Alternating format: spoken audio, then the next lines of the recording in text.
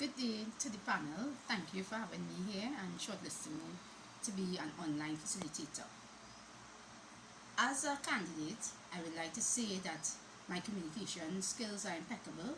I'm confident in using online technologies to bring my learners into, being confident to complete their courses, right? There are four aspects that I would like to dwell on. The first aspect is the use of online technology, using either asynchronous or synchronous technologies, simply meaning that students, in terms of using blended learning, that they will have online classes where I will help them to, especially novel users, to use WhatsApp, to use the discussion forums, and help them engage them, that they will become efficient in using these things, and also to become independent learners, so that they will be able to be motivated to finish the course, do their readings, and also be part of the discussion forums.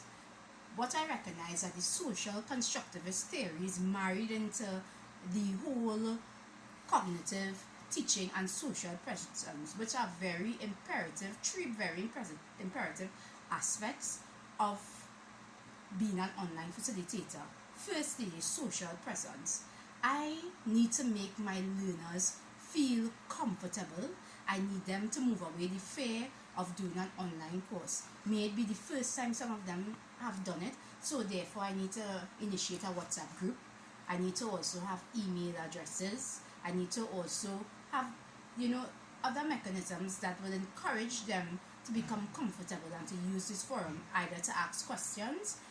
In addition, in asking questions, that if there's some concern, they can privately message me via instant messaging, or also private message me on WhatsApp, where I, as their tutor facilitator, would be able to answer their questions and not make them feel uncomfortable.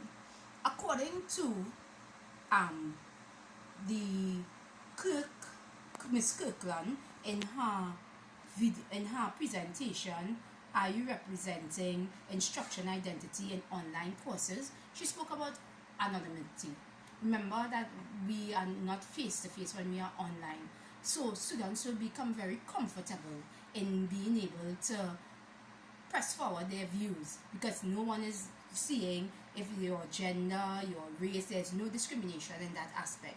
So she was stating that as the facilitator, you need to have student satisfaction. You need to make your students be able to feel comfortable and have a community, build that community, that they would strive together in the course. Also, another resource was Instruction Presence in Online Courses by Richard Ledwitsky.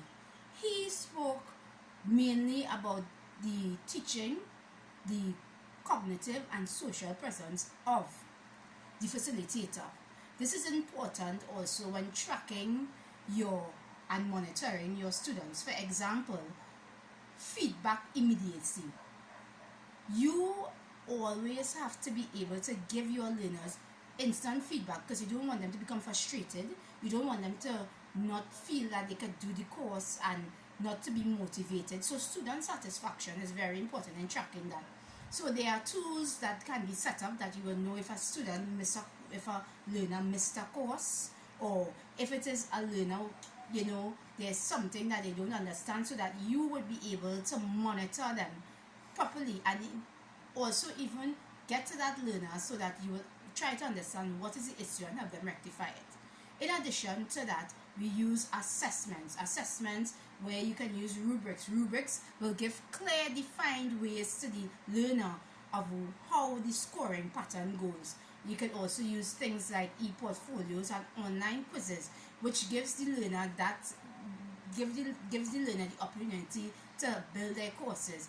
And also, as a facilitator, you don't want to just say great work, or yes, you have to be positive, but you don't just want to say great work, but this was missing. You need to be specific to let the student know what was missing, what needs to be done, so next time when they do an assignment, it will be used in that assignment, they will see that an improvement to the learner. So as a facilitator, I think that I will be suited for this job. I think I'll be ready. I think I'll be ready for engaging my learners, to be able to stay on course, to complete the course, and to be successful at the course, and engage them in being independent learners. So also with my discussion forum, to keep them as a community. So in terms of when we do an assignment, that they have a discussion and everyone keys into the discussion forum, to keep that, and know that if more knowledgeable others, students who you might have more knowledge or understand something, will also scaffold and be models to students who might be weak in a particular area. So in closing, I would like to say that I am a very good candidate and good selection for the new YTEP, the integration of blended learning in YTEP, where I will be able to have my learners, get a little okra into the technologies, to love what they do, and for us just to enjoy it.